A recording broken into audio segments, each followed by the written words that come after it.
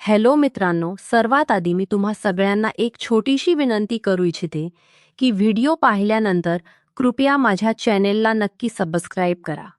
हे video बनवण्यासाठी मी खूप मेहनत घेते आणि याच माध्यमातून मी माझा खर्च चालवते. जे कोणी माझ्या चॅनेलला सबस्क्राईब करतील त्यांच्यासाठी मी मनापासून प्रार्थना करते की त्यांचे आयुष्य खूप सुंदर, समृद्ध, आनंदी आणि सुखी होवो. प्लीज प्लीज माझ्या चैनल नक्की सब्सक्राइब करा. एक मिनट, आपको यह लग रहा है कि मैंने अपनी बेटी की खातिर आपसे शादी की है, आप मेरी बेटी को संभालेंगी, तो अपने दिमाग से यह बात निकाल दें.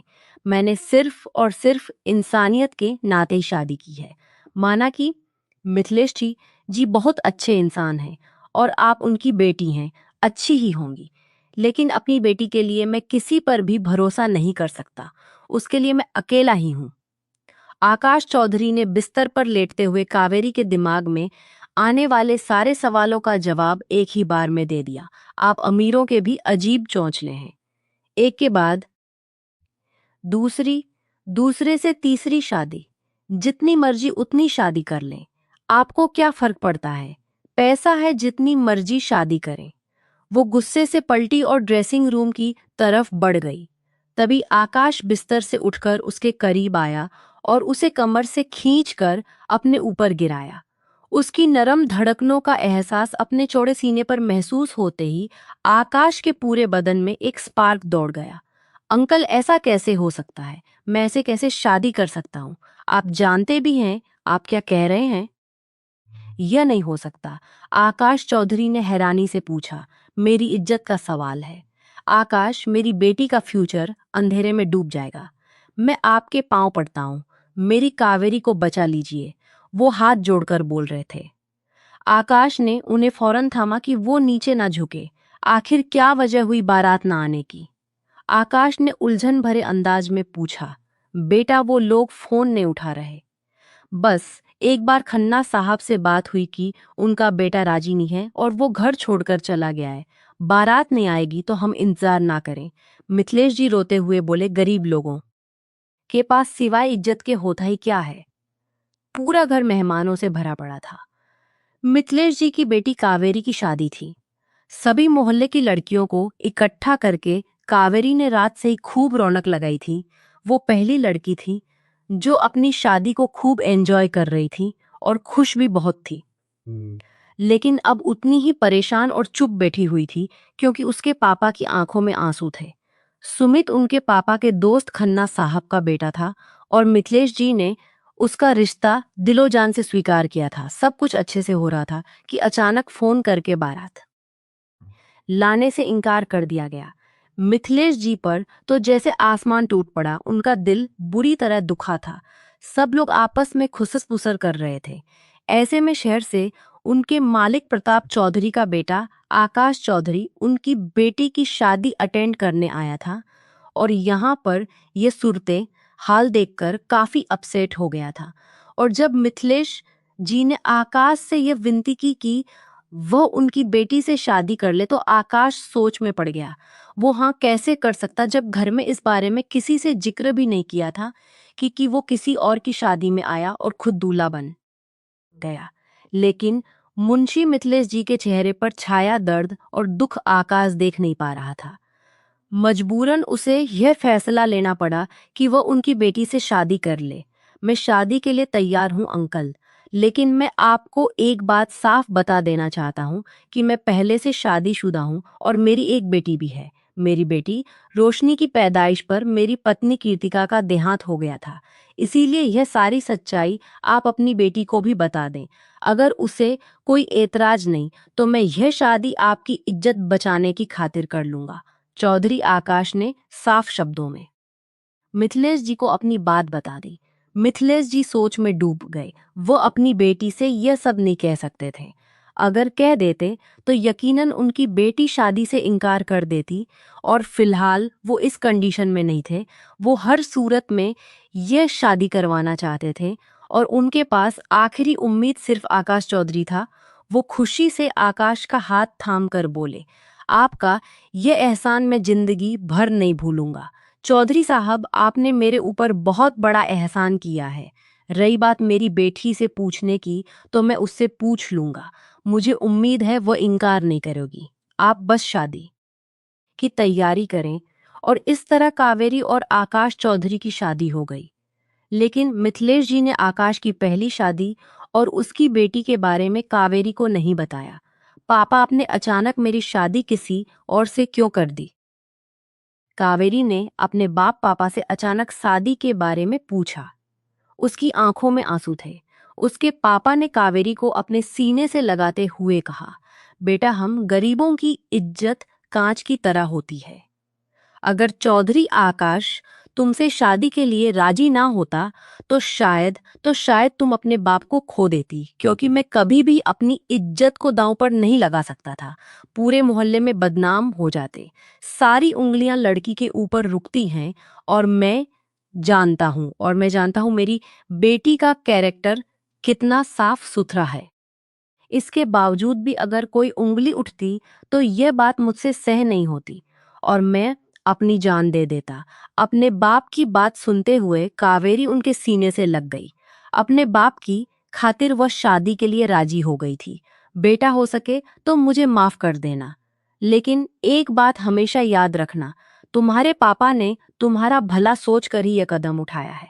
अपने पापा को कभी गलत मत समझना। वो रोते हुए अपनी बेटी के आंसू पोंछ रहे थे और बेटी अपने पापा के।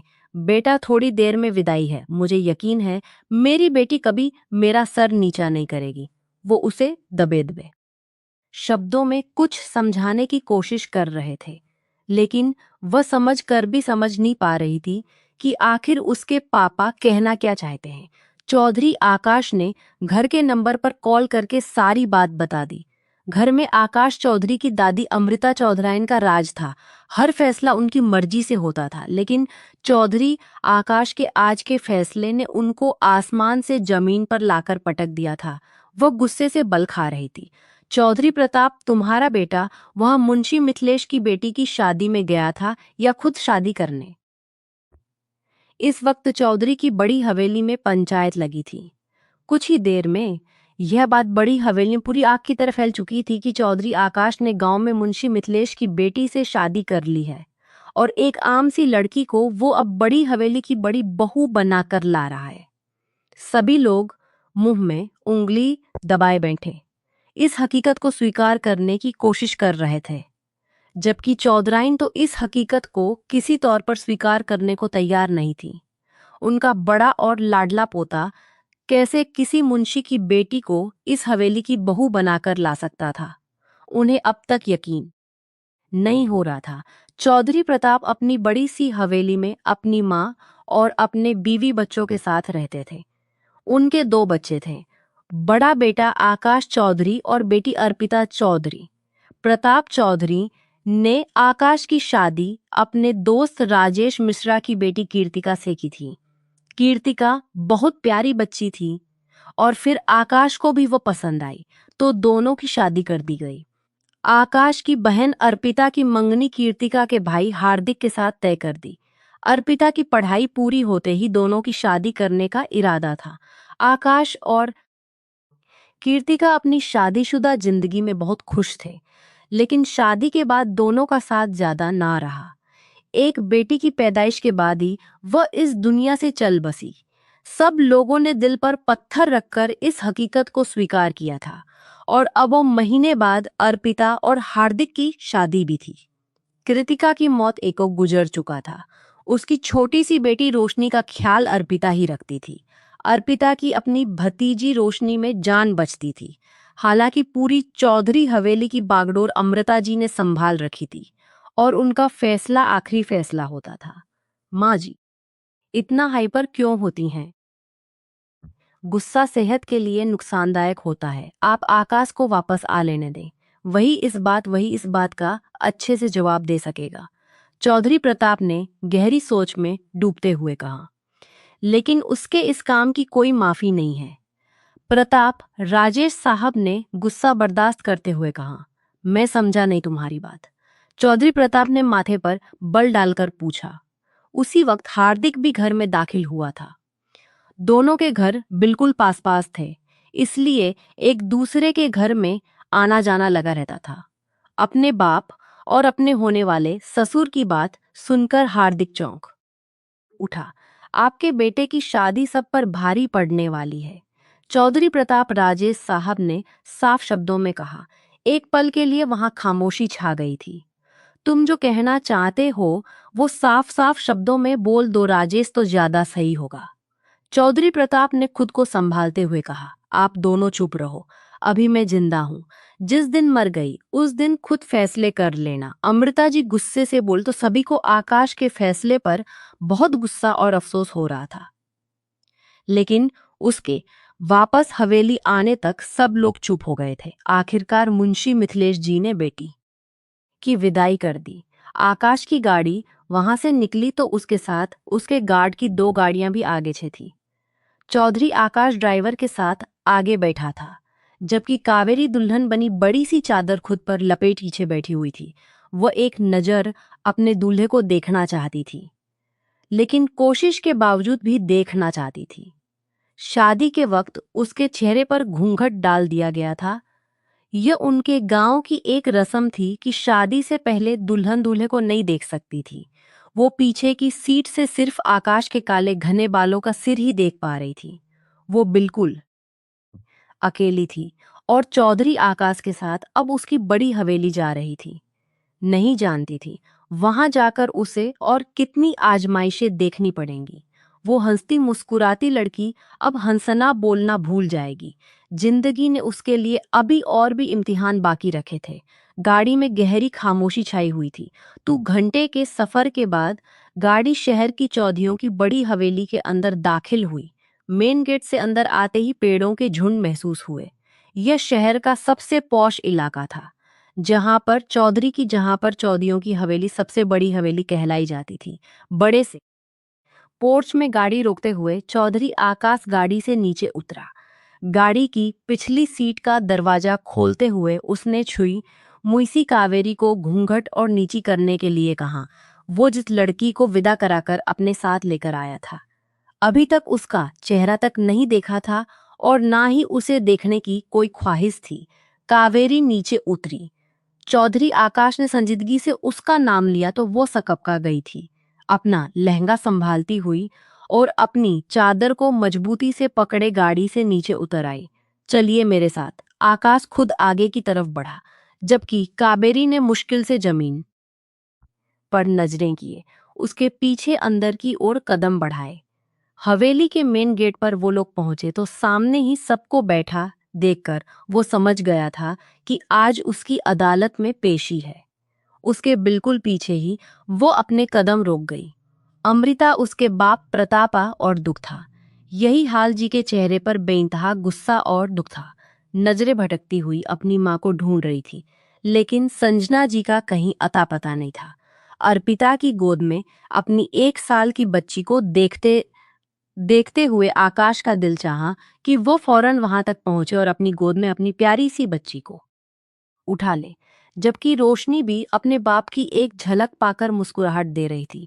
उस मासूम मुस्कुराहट को देखकर आकाश के दिल को एक गहरा सुकून मिला था। सिवाय उसकी बेटी के और किसी ने भी मुस्कुराकर उसका स्वागत नहीं किया था। रोशनी के चेहरे की मुस्कुराहट बता रही थी जैसे अपने पापा के इस काम से वो खुश है। चौधरी आकाश, तुम जिस लड़की को इस घर में लेकर आए हो, क्या तुम्हें लगता है कि तुमने बहुत अच्छा काम किया है? आकाश की दादी अमृता जी ने गुस्से से कड़कती हुई आवाज में कहा। दादी जी, मैंने शादी की है और शादी करके इस लड़की को नहीं बल्कि अपनी बीवी को इस घर में लाया हूं। चौधरी आकाश ने एक एक शब्द पर जोर देते हुए कहा। और तुम्हें लगता है कि यह शादी करके तुमने कोई अच्छा काम किया?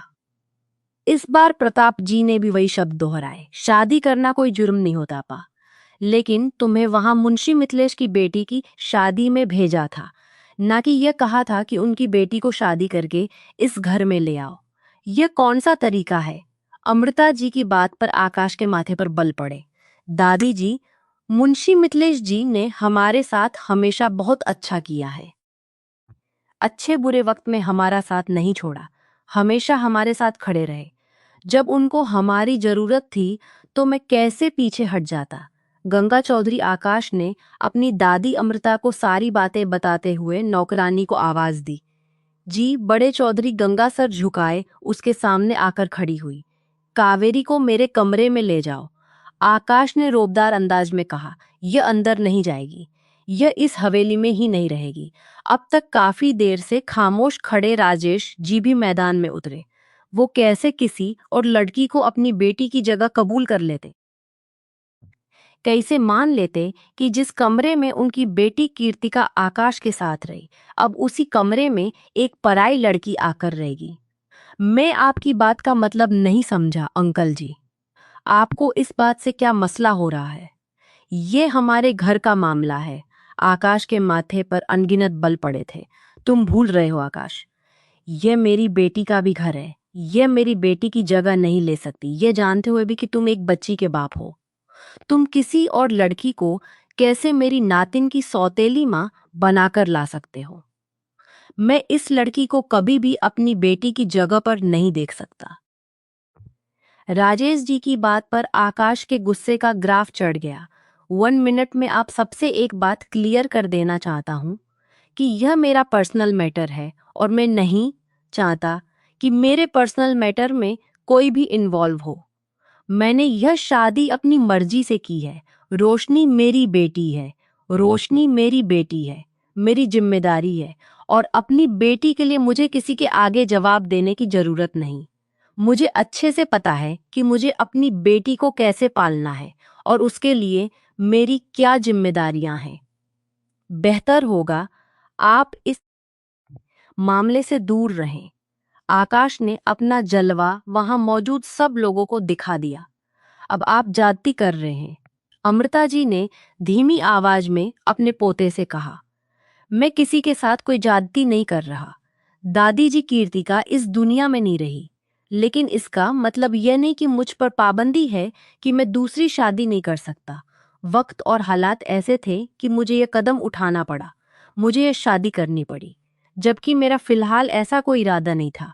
लेकिन यह नहीं कह सकता कि आगे आने वाले वक्त में भी मेरा इरादा नहीं बनता। इस बात का इतना इशू क्रिएट मत करें। गंगा कावेरी को रूम में लेकर जाओ। आकाश के लंबे चौड़े जवाब पर सभी लोग खामोश हो गए। किसी के पास कहने के लिए अब कुछ भी नहीं बचा था, जबकि कावेरी गंगा के साथ कांपते कदमों से कमरे की तरफ बढ़ गई। आकाश ने आगे बढ़कर रोशनी को अर्पिता की गोद से ले लिया, जो बाप का स्पर्श पाते ही खिलखिला उठी थी। आकाश की गोद में आते ही उसकी खुशी देखने लायक थी। आकाश उसे लाड प्यार दे रहा था कि तभी उसकी मां संजना जी उसके पास चली आई, जबकि बाकी सब लोग वहां से जा चुके थे। बेटा, यह बहुत बड़ा फैसला है जो तुमने लिया है। मैं इतना तो यकीन से कह सकती हूँ कि कोई और तुम्हारा साथ दे या ना दे, लेकिन तुम्हारी माँ तुम्हारे साथ है। जानता हूँ माँ, आप मेरे लिए किसी भी फैसले के खिलाफ नहीं जाएंगी। और आप यकीन मानिए, मैंने सिर्फ एक मजबूर बाप की मदद की है, वरना मेरा ऐसा कोई इरादा नहीं था। क्या बेटा, इस शादी के अलावा कोई और रास्ता नहीं था जो अपनाया जा सकता? संजना जी ने उलझे अंदाज में कहा। मम्मा, उस वक्त तो मुझे यही एक रास्ता नजर आया, तो मैंने इसी रास्ते को अपना लिया। शायद भगवान को भी यही मंजूर था। वो सरसरी अंदाज में कहता हुआ रोशनी की ओर देखने लगा, जो उस वक्त सिर्फ और सिर्फ अपने बाप का ध्यान चाहती थी। और जब रोशनी उसकी गोद में होती तो वे आसपास से बिल्कुल ईदीते बेखबर हो जाया करता था। संजना जी उसके कंधे पर थपकी देते हुए उठकर अंदर चली गई। अर्पिता को भाई का यह काम पसंद तो नहीं आया था, लेकिन वे भाई को ऐसे किसी भी काम से रोकने का हक नहीं रखती थी। उसकी नज़र में उसके भाई को भी जिंदगी की खुशियों को जीने का पूरा पूरा हक था, और अगर उसने अपनी जिंदगी के लिए शादी का फैसला ले ही लिया था तो सबको उसके फैसले में उसका साथ देना चाहिए था। अर्पिता सोचते हुए अपने कमरे की ओर बढ़ रही थी कि एकदम आगे से आकर हार्दिक ने उसका रास्ता रोका। उसका हाथ थामते हुए वो उसे सीढ़ियां चढ़ाता चला गया। दोनों के घरों की छतों पर आने जाने के लिए कोई बाउंड्री नहीं थी। यह कहना सही रहेगा कि दोनों की छतें आपस में एकदम मिली हुई थी। हार्दिक भी इस वक्त छत से होता हुआ अर्पिता से मिलने आया था और उसका हाथ पकड़कर छत पर ले आया। छत पर एक गेस्ट रूम बना हुआ था। वो सीधा अर्पिता को गेस्ट रूम में ले गया और दरवाजा अंदर से लॉक कर गया। तुम्हारा भाई समझता क्या है खुद को? उसे क्या लगता है कि वो मेरी बहन की जगह किसी 2 टके की लड़की को देगा और हम सब चुप रहेंगे?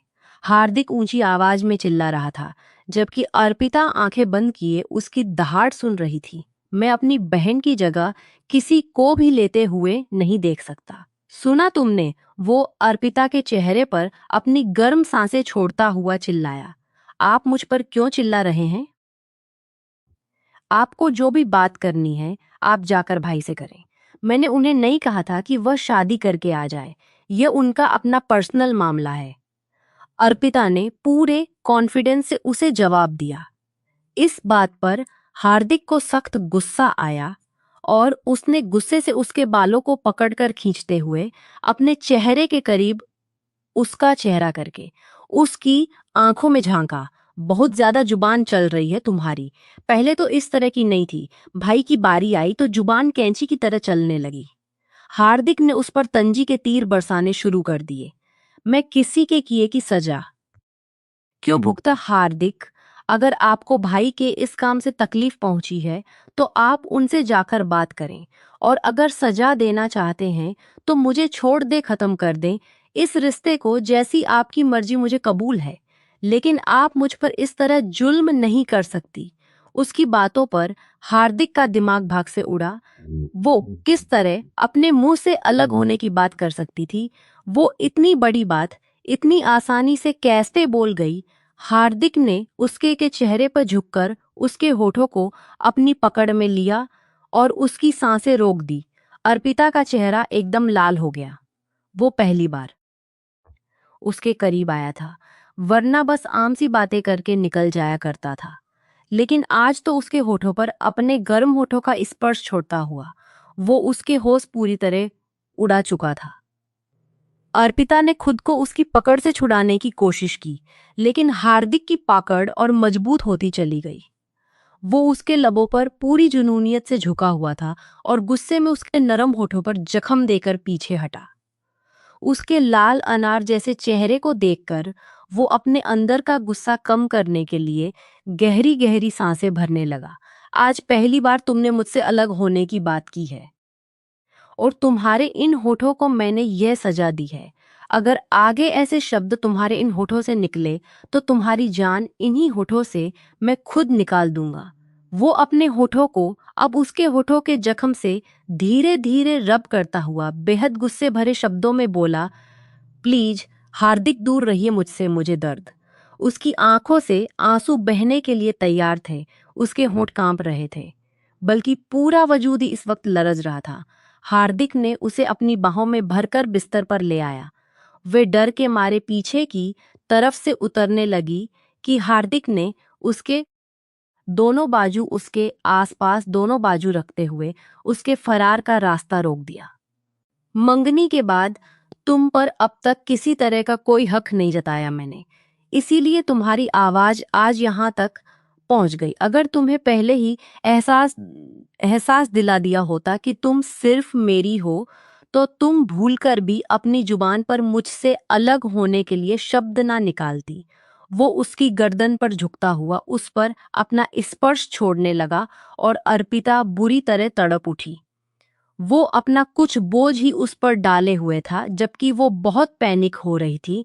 वो पूरी तरह उसकी कैद में थी, जानलेवा स्पर्श पर तड़पती जा रही थी। लेकिन हार्दिक का गुस्सा कम होने का नाम नहीं ले रहा था। उसके स्पर्श और बेबाक हरकतों पर अर्पिता की जान हथेली पर आई थी। उसकी आंखों में आंसू चमकने लगे, आंसू चमकने लगे, जिसे हार्दिक ने फौरन महसूस कर लिया था। वो भीगी आंखों और कांपते होठों से बोली, आई एम सॉरी हार्दिक, आगे से मैं तुमसे अलग होने की बात नहीं करूंगी, लेकिन प्लीज दूर हटिए मुझसे। हार्दिक अपनी जगह पर रुक गया था। उसने जरा सा ऊपर होते हुए उसकी आंखों में देखा, जहां आंसू चमक रहे थे। आंसुओं के साथ दर्द था, तकलीफ थी, शिकवा था, शिकायत थी और कांपते होठों पर माफी थी। क्या कहा? दोबारा बोलो। हार्दिक को लगा शायद गलती से उसके मुंह से ये शब्द निकले हैं। प्लीज मुझे माफ कर दीजिए। आज के बाद कभी भी आपसे अलग होने की बात नहीं करूंगी। उसके शब्दों ने हार्दिक के अंदर तक सुकून उतार दिया।